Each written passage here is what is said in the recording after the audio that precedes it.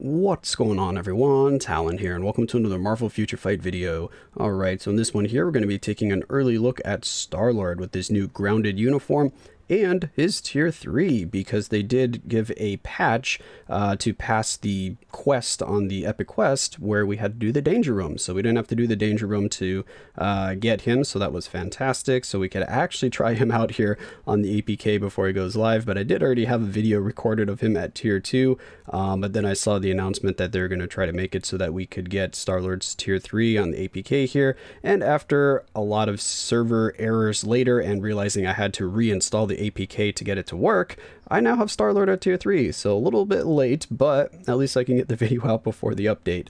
So with that, we are still on the APK here, the pre-update version of the game, so that comes the standard disclaimer. This video is brought to you by Netmarble in the Content Creator Club. Everything you see here is still subject to change, or actually I don't really know now because they've already released the patch notes, so whatever's in the patch notes is what we're going to see, and I don't think they changed anything on Star-Lord on the patch notes and versus the APK here. So let's go ahead and take a look at his uniform first here.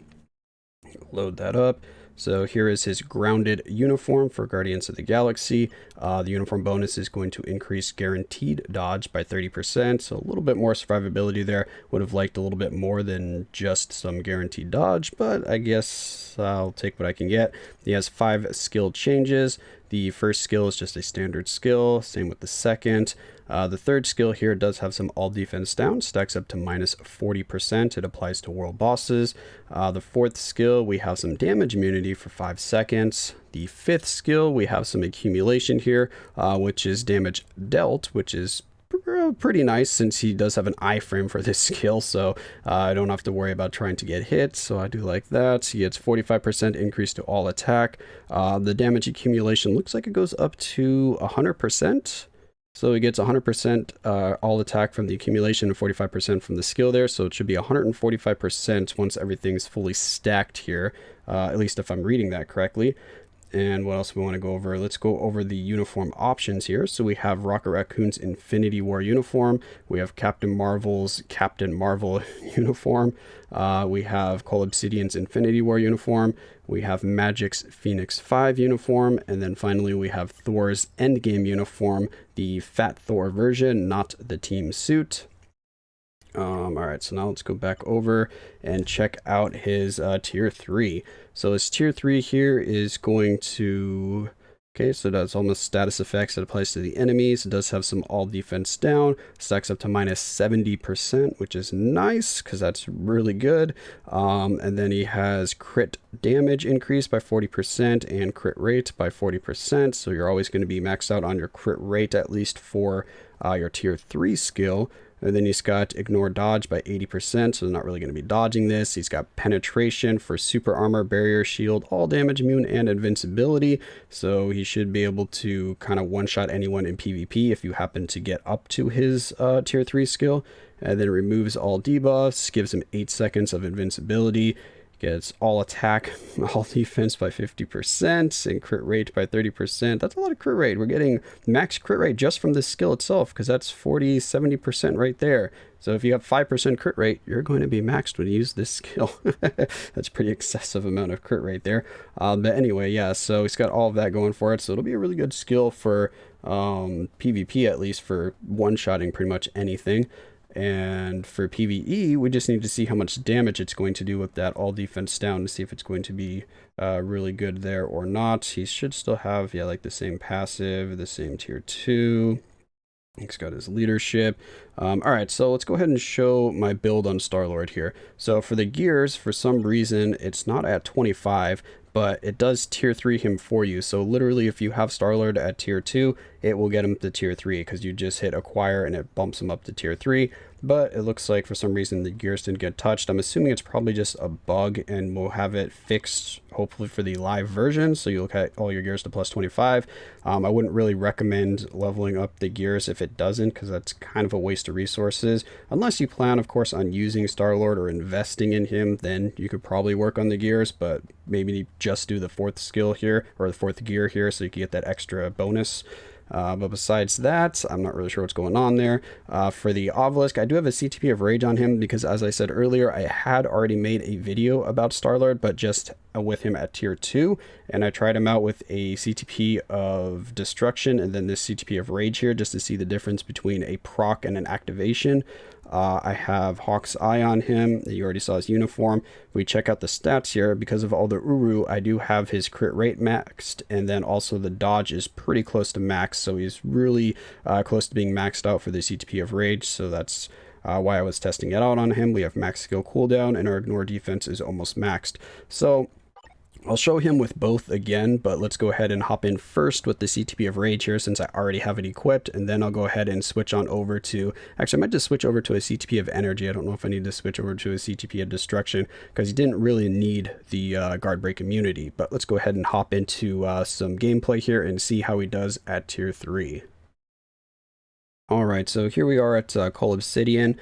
We have double support since we can do that with Star-Lord. He has his own self-buffing leadership. So let's just go ahead and hop in here and see what kind of damage he can do to Call Obsidian here. We'll build up to our tier 3 because that's the one I'm most curious about, because when I was doing this video earlier with him just at tier 2, I was like, yeah, the uniform is giving him a good upgrade from what he was before, but I need to see what that tier 3 skill does before I really am going to like or dislike the changes here, or kind of the fact that we're forced to get Star-Lord.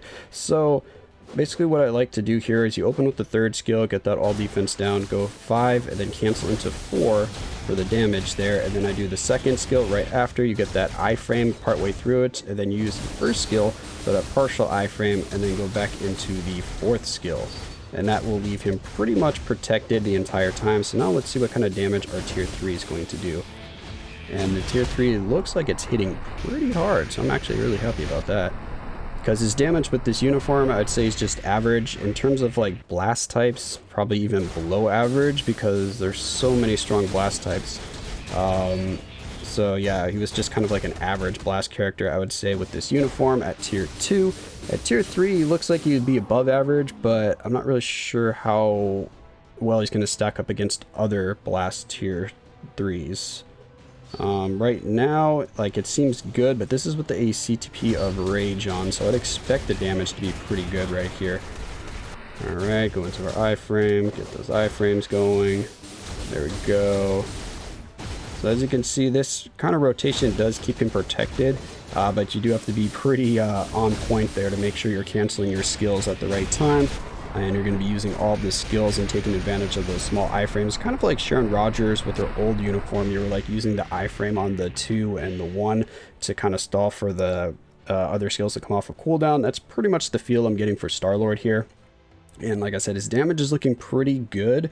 The tier 3 seems to hit pretty hard, but again, this is just on the APK, so I don't really have a good kind of comparison there because I'm not on my own account, so I'm not used to what my characters are actually doing for damage, so I don't really have a good comparison for him against other tier 3s right now. But overall, I mean, he's looking pretty good, and you're kind of gonna get him anyway through the epic quest. That is, if you're doing the epic quest. You know, it's sad that we do have to use tier 3 materials, but I don't know. He seems like if they're going to force us to get a tier 3, at least they made him okay. He doesn't look to be like really weak or anything like that. So let's go ahead and put our CTP of Energy on him, and then we'll go ahead and try him out one more time here and see the difference in the damage, because he is okay in terms of a damage proc. Because when I was trying him out at tier 2, you basically just have to skip the 5th skill on every other rotation.